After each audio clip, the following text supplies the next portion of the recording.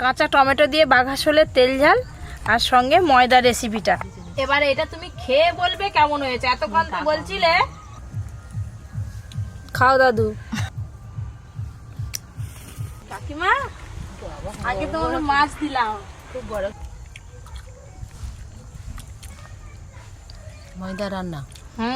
আগে ময়দার এইটা দিয়ে খেয়ে দেখি কেমন হয়েছে। বেশ ভালোই লাগছে, পুরো সয়াবিনের মতো লাগছে খেতে। দেখো এর আগে আমি অনেকবার তো বাড়িতে করেছি, জানি তো। কাকিমা পুরো ভাতে একদম কাঁচা টমেটোটা মাখিয়ে ফেলবে। তবে তো টকটক লাগবে, আরো ভালো লাগবে খেতে।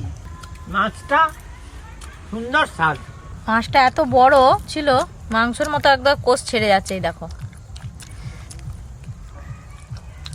এরকম বড় মাছ হলে আর কি স্বাদ খুব সুন্দর হয়।